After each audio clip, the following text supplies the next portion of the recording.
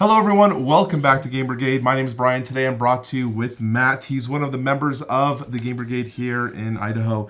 And we are going to be diving into Clank Legacy 2, Acquisitions Incorporated. Mm-hmm. There's a whole bunch of tight names actually with this thing. Darkest Magic. And we're going to be doing the Should You Back series, but we're going to be altering a little bit because Matt has way more knowledge than I do regarding this franchise. So I wanted to bring him on to basically help me go through this campaign with you so we can talk about the value. Is this something we should be considering backing or going for retail? And basically get your impressions of this campaign. So Matt, I will let you kind of talk about what you know of this publisher and what so far of the campaign we know about. Yeah, this is one of the oldest games in my collection. I have the newest two versions of it, Catacombs and Clank Legacy. That box has everything in it from Clank all the way through. I know this is going to make Matt cringe, but he was able to get everything Clank into this box, and I was very impressed when he showed me this. You put the folded space insert in there, and it gives you just enough of a channel to get all the cards on the side and be able to snug it all in. Just a little bit of box lift, not too much. So this is brought to us by Dire Wolf Entertainment. Mm-hmm. Dire Wolf is one of my favorite publishers. They publish Dune Imperium. Mm-hmm. That is one of my top 3 games right now. Yep. I love it. Yeah. You just recently introduced me to Clank Catacombs because I hadn't played Clank. We knew the campaign was coming up. I wanted to try it. Yeah. And I very much enjoyed it. It's a deck builder. I love the system. So here we are now looking at the Legacy version, number 2. Yep. I want to know, first off, can you give me a synopsis of what the Legacy is like from the first experience? Because I think they're intertwined, right? So a little bit. They take place in the same setting. So Acquisitions Incorporated or Penny Arcade is the developers of this D&D world that they play in within their webcomics. And essentially, it takes the Clank mechanisms and puts it into that universe. The first game I'm not going to go into spoilers of any kind, but it has a scope that's fantasy, medieval, kind of that type of D&D setting, which Clank kind of lives in. A fantasy setting. Yeah. And it has I believe, 10 episode campaign. Okay. So unlike like Pandemic, that's 12 to 24 because you have like a failure rating and whatnot. Like you can have a gamut of different games. This is definitively it's 10 campaign games to get through. Does it tell a story? Is it a narrative story? Yes. So you are going through a narrative campaign that has a set amount of time for you to play. Yeah. Now, it is a competitive, cooperative game? Yeah. So in the game, you're playing as a new franchise of Acquisitions Incorporated, but technically you're competing against another franchise at the same time. Yeah. So if bad things happen to your group in the game, then good things happen for the competition, which gives you bad effects, right? So technically, when we played the game, we played it more co-op than maybe you should. Yeah. So, if you stop buying cards in the row, then dragon attacks can't happen. We can make it so the people can't die, things like that. That's an interesting thing so you can play it competitively, cooperatively if you wanted to. Yeah. Playing for your character. Mm-hmm. But it sounds like if your player group is more co-op based, you're not punished for doing that. The story in that game is more based on the group. You can do events and tie it to your character if you want to. But the events of this game take place as a whole. Yeah. The new game, one of the most interesting new aspects of it is every character has their own goals that they're trying to achieve in every scenario. So in the base game, the first one, you just had generic characters, right? That had, unless you had the expansion. These guys right here. But they didn't have anything unique to them, right? They weren't asymmetrical in a way. Not drastically. But if you had one of the expansions that had more asymmetrical characters. Yeah, so there's 2 different expansions that give you 4 different characters each from Acquisitions Incorporated as a brand. And so you have like the upper management characters, which are like the name characters. And then I think it's like the C team or something funny. But I have all 8 of those in the box. Every single one of those do have like asymmetrical decks. I heard that this one is going to go leaning more into that asymmetrical play where you're going to You're going to have your character have a little, it's not much, but it's a little bit of an asymmetricalness Yeah. that you can build off of. Your cards will become asymmetrical as you play. You will be adding and changing things to your starting deck to make yourself feel different. And so that is much more of a thing in this new game, which is really, really interesting. So let's dive right into the campaign real quick. Let's take a look at the pledge levels, because this is what obviously they're selling to us as a consumer. First one that we have is the associate level, $99. It includes the Clank Legacy 2 acquisition, the game, and access to our back page, and all unlocked stretch goals. We will cover the stretch goals later in this video. We also have the upper management. Can you tell me what's in that one that's a little different? Yeah, so at essentially like a $90 price point per game, you're going to get the first and the second game. Okay. And technically it even will give you an option to be able to ship a first wave, so essentially get the first game a little sooner. Getting Clank. Yeah. So they're claiming $100 is what we value the base game at. Yeah.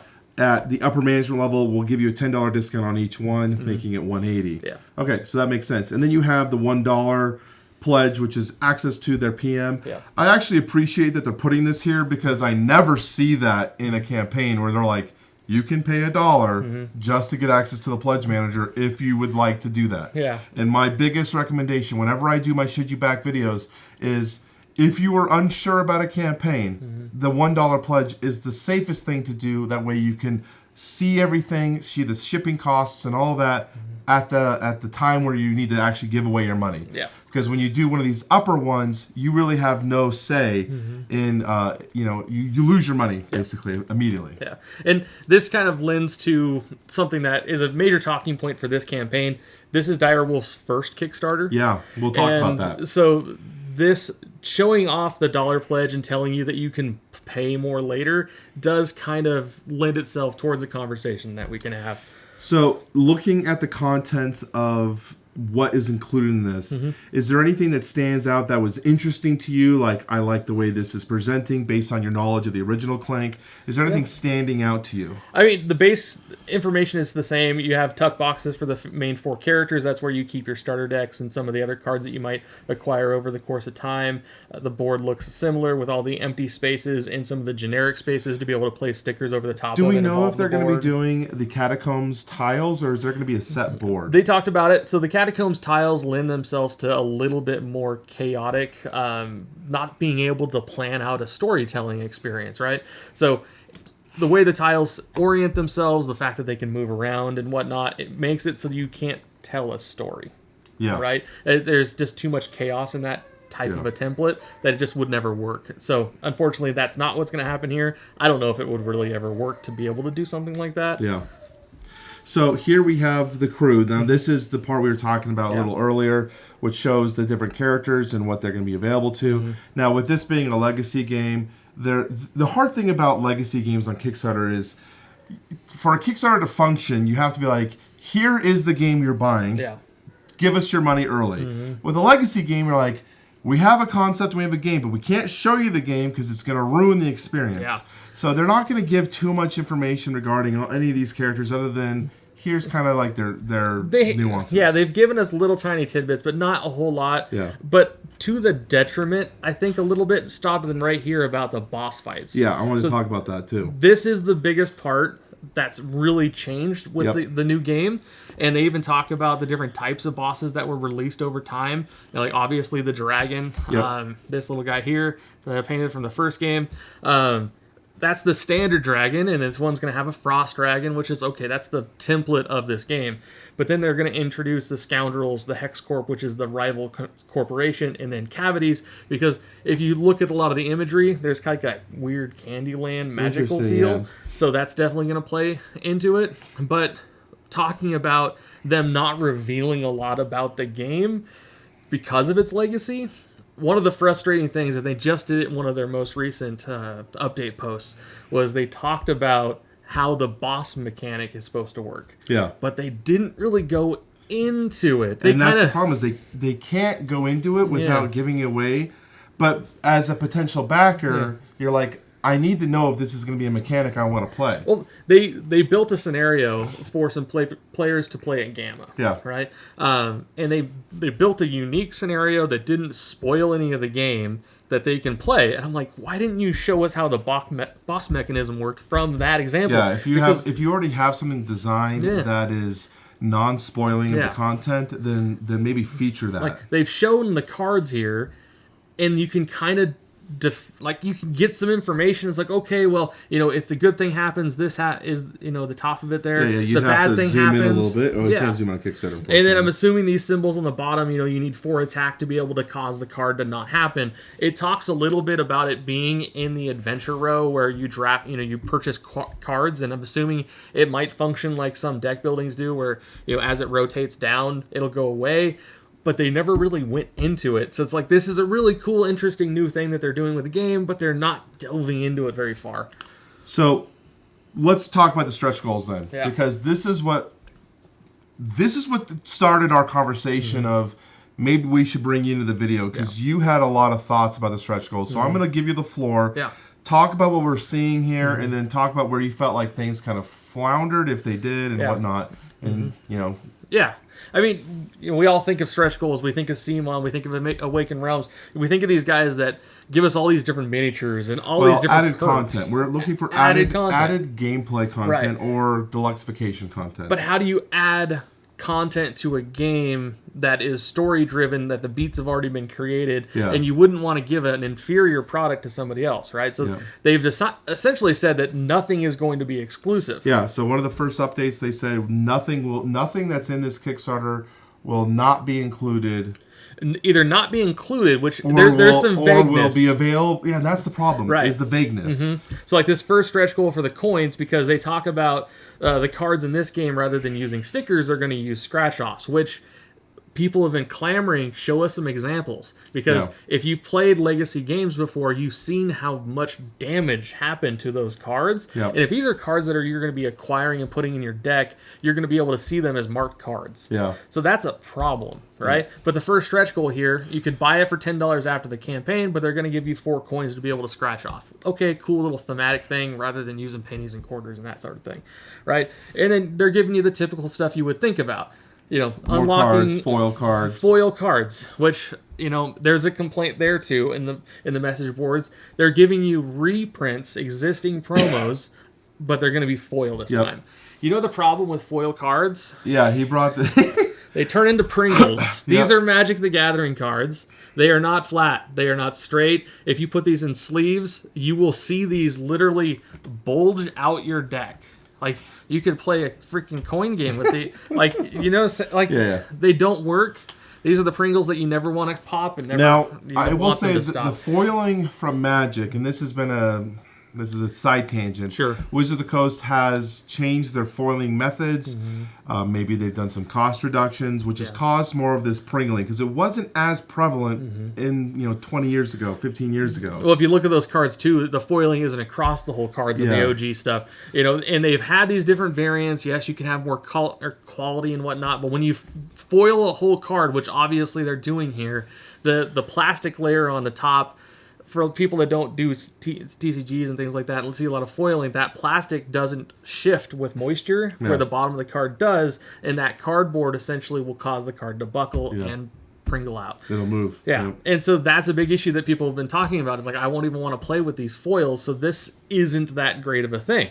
And then you continue on, they're going to give you a pack of promos that have already been given, right? These are promos for this version of the game with one single new promo. Again, this is the typical stuff you would expect. Give promo cards, extra cards, like, your different types of card games. They always do this stuff. Like, we played Terraforming Mars Ares Expedition last night. They gave promo cards. That's what they do. Again, they're going to give. But you normally get new promo cards, and then you have the access of buying the old promo cards if you want. But this one, they're giving you the old ones again, plus one new, which is a little cheap, I think. And so again, giving 2 of the main characters as cards that are promos for this. I mean, those are great, but I would like them to not be foil. This one's interesting. So we didn't talk about the co-op nature. So there are going to be actual scenarios in this game this is a co-op version of this scenario. You're going to be battling some other thing, and the decisions you make might be for yourself, but there's consequences to that. If you do a selfish action, it's going to hurt the group or whatnot. Yeah, so this says 4 alt art co-op starting decks. So there'll be 40 cards that are going to be purely for the co-op. Right, and you can buy them if you wanted to after the fact, but they're going to include them. So what this essentially is doing is over the course. But these are just alt art, so they're going to have these co-op decks in the game already. But if you wanted alternate art versions, but they're going to be modified. So if you don't want to play with the ones you played during the story that are going to have scratch offs and modifications from stickers or whatever the case might be, right? These cards are going to change. You can see in the upper right hand corner of this card, there's some scratch off areas, right? So these cards are going to shift over the course of you playing the game. If you don't want to play with that uniqueness from the scenario, maybe you weren't the one that I played this game with, so you don't understand all this stuff and you don't want to play with that flavor, you can play with these instead in the fully cooperative version. Because once you play this game, this is a game you can continue to play, and it'll have a normal, standard, competitive, and a non. So we're getting more promo cards. Yep. These ones looks like they're new. Yep. We got a companion app, which would be interesting. So this one is an interesting one. So the companion app already exists. So it gives you scenarios for Clank. There's like a campaign mode for this. There's solo stuff. Catacombs. Yeah. And they did the same thing for Dune Imperium. They had all this content. So my question is, this probably would have happened regardless. Yeah. Right? So you don't know if this is a true stretch goal. I don't know if it's a true stretch goal. Based on the things that they've already done. Yeah. Like maybe this would have cost money other than a stretch goal. So this one could be a stretch goal, but we don't really know. So this is one that you were curious. So they have a dual layer health tracking upgrade, which is very needed because we played Catacombs. I felt like things were shifting around a lot if you got bumped. Yeah. So is this exclusive? That's the question. And I scoured the comment section. I mean, there's only 1,000 comments, and I've been reading it for the last 2 weeks. And I went back today before the video and read every single comment section for all of the 10 update posts, which there aren't enough, and they're badly timed. Yeah. We can go into that if we really want to. But so this changed from the new color scheme. So they had purples and blues and like different colors, right, for this new game. But apparently some people talked about color blindness issues. Yep. And then they also talked about they wanted to use this in other versions of the game. Which is a total valid thing. So your primary colors in green are the typical colors. The orange and the gray are from the adventuring party version of the game. So you can play up to 6 players. So they're building this to be accommodating. Now, the board itself will still have a track on it.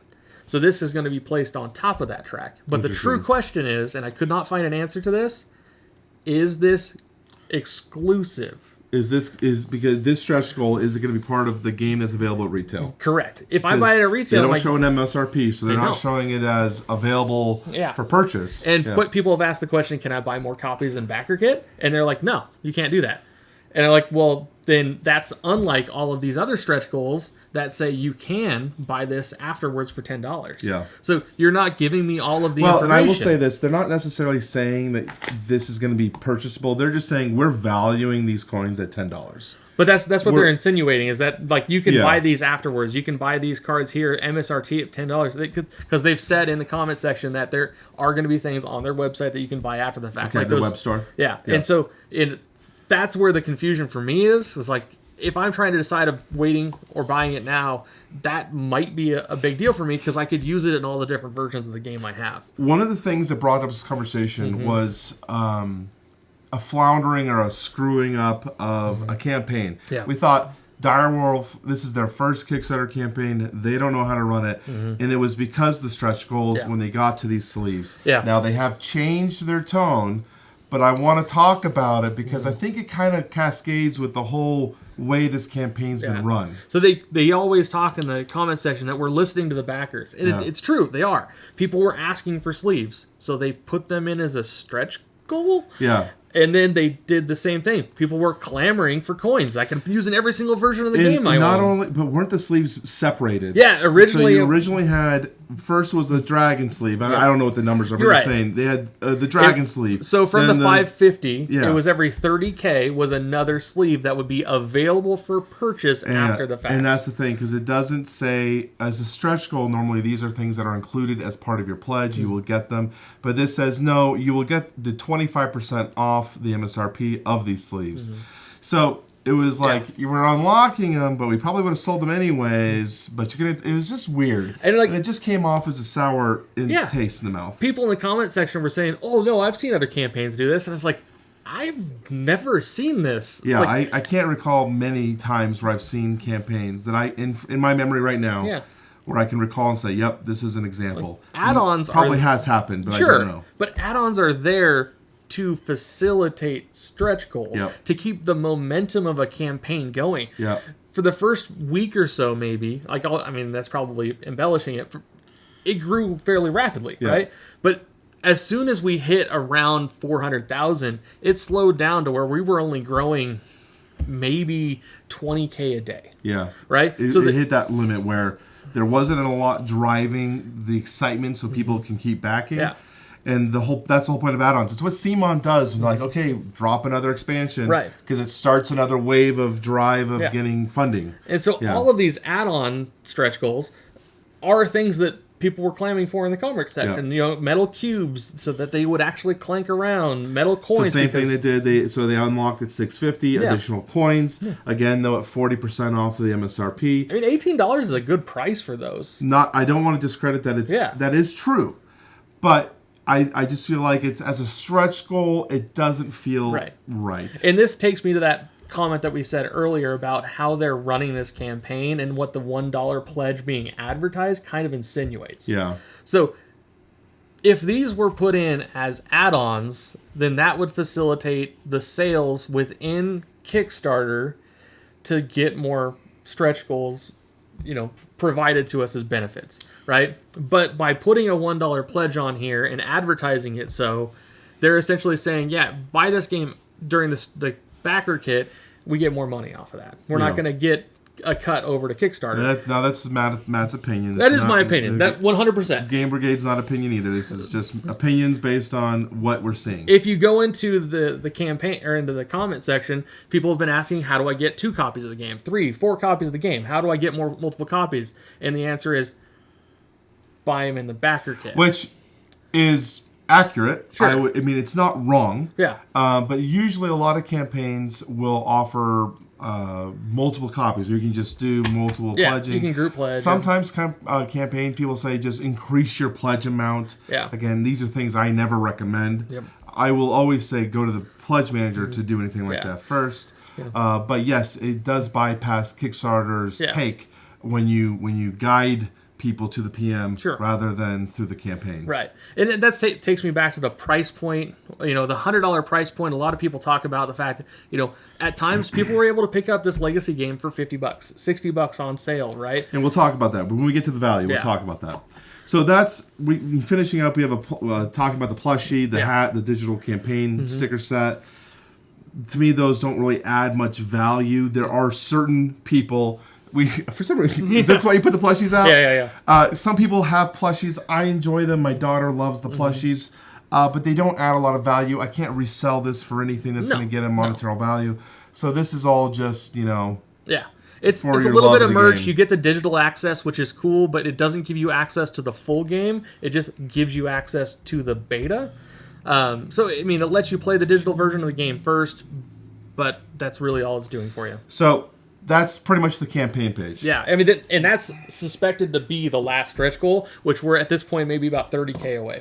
So let's now dive into what the meat of the video is. Yeah. Let's talk about the value, what your impression is based on this, because we're looking at a $99 plus whatever the shipping is. So it varies between 10 to 16 for the U.S. region. So Zone 1 would be $10. If you have more, it goes up. Yeah. $10 is not bad for a box of this size. Yeah. And we're assuming if it's going to be the similar size. Yeah. You know, so $10 is actually very, very decently priced. Yes. So we're looking at $110. The biggest question whenever I do a should you back, do you back it now? Is there enough exclusives?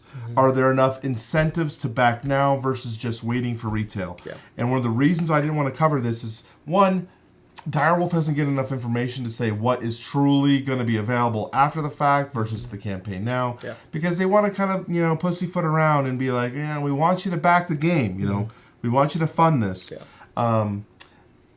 I personally, my value recommendation, I don't see the value here to recommend something to back this now on Kickstarter versus just picking it up in retail. Now, that's why we brought you on. You were the expert here in our group. What is your opinion? So I'm right there. Like we talked about just a second ago, the $50, $60, $75 consistent price point that you can get this game when it goes on sale is definitely a factor. I mean, the MSRP, I've heard people say that the MSRP for the original game was $100 and that the new one's $125, and that's going to play a factor. But I mean, $125, you said? $125 is what they're saying. That's what they're claiming here. But Direwolf themselves on their own website sells this for $100. So you would assume that's MSRP coming straight from the manufacturer of the game. Yeah. And it was $17 to ship here to Boise.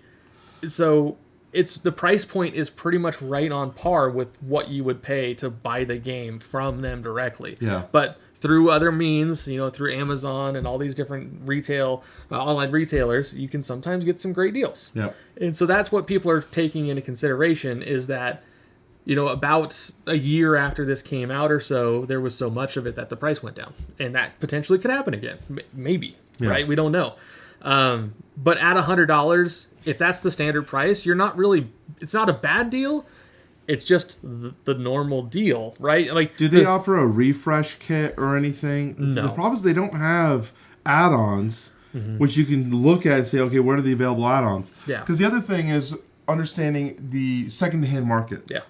Not a game you want to buy second-hand for the most part. Not really. Most legacy games aren't. Yeah. Unless there's a recharge kit that you can pick to reset your game back to a standard level. Yeah, the typical opinion is that most people, once they play through all 10 games of this, that they're not going to go back and play it more. Most people play through a campaign, and regardless of you being able to continue to play that game, you won't.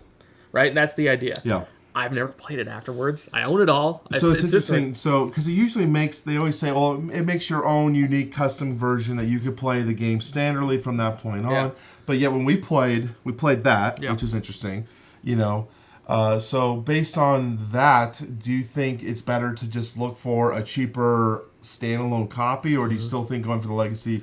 Is that legacy experience from the first one, that's the biggest thing for me. Is it going to carry over? Was it that a big enough joy? I have played Clank Legacy. I've played Pandemic Season 0, Pandemic Season 1.5 times. We've played King's Dilemma. I've played Betrayal. Betrayal. I've played 5 different Legacy games, and this one is by far my favorite. One, I like the game. It's a great game. At least Catacombs was an incredible experience. Yeah. So it's a fun deck building game. Everybody has fun playing the game. In this new one of the biggest things about the storytelling is every character is individualized, and one person can't just do all of the quest missions. Yeah. You as a player have access to different quests than everybody else to progress your character's story and evolve your deck and your character's overarching story throughout the campaign. And so that is unique to the first one, where one person might focus on the story cues, but everybody else is just playing Clank. Yeah. Right? So that's really changing this game. For me, I'm lured in because I enjoyed the first game so much that I could see myself buying it, because I'm like, maybe I could get a better price later. It's really hard to say. Are you backing? Right now I'm at $1. Okay, so that's the safe bet. Yeah. Mainly, put your shoes to the fire. Are you backing? I put in at $100 right away, and then as the stretch goals and everything released, I was like, I was waiting for the foot to drop. Yeah. Right. I was like, where is the hook? And I just kept waiting for it. What's the exclusive thing, or what's going to be the reason to back? Yeah, and they have not shown how the cards get scratched. They haven't shown the boss mechanic. They give you these stretch goals like coins and alternate co-op decks and whatnot, but none of it's really integral. And when you think about the retail price, sometimes you can get retail games for roughly 25 to 30% off of what its MSRP. Yeah. So you have to ask yourself, are these coins, are these alt art decks that you already have a version of, is that worth $30 plus shipping? That's the question you always ask yourself when should you back it or not. Yeah. My evaluation on this was to skip it and wait. Mm-hmm. You think the value of the game itself is good enough that you're willing to wait till the PM to make a final decision. Because I guess that's the biggest thing that they've advertised, is that they are going to do their best for backers to get the game first. I know a lot of companies have promised that Do you over the see that years. as a value? Do you see getting your game before anyone else a value? I've got such a backlog that probably I not. don't. I'm but not same because I don't value that for anything. sure, but some 'Cause I people have so do. many. Yeah. I like. There's a reason why there's 7,500 people who are backing this game, and out of those, I'm sure at least 6,000 of them are people who are actually backing rather than $1 backers, and I'm sure that that is mainly based on the fact that this is one of the best reviewed legacy games out there. Well, Like it and Pandemic are right there. What is your final thoughts, if anything? If you liked the game and you can't wait to get the new one and experience all the new story, then you're not going to lose out by buying this. Like I think between the small amount of things that you're going to get, it's probably worth it. If you're a huge fan of the game, being able to get discounted coins and some of those benefits, like the card sleeves and Do have a whatnot, value. the fact that you are getting a slight discount is something. Yeah. Like I could see myself buying the coins and being able to use them in every version of the deck. I'm not going to buy sleeves because at that price, I could buy Dragon Shield sleeves that I know for a fact are really high quality. So I'm like, I probably wouldn't do sleeves. Yeah. The cubes, I'm definitely not going to spend the money on that.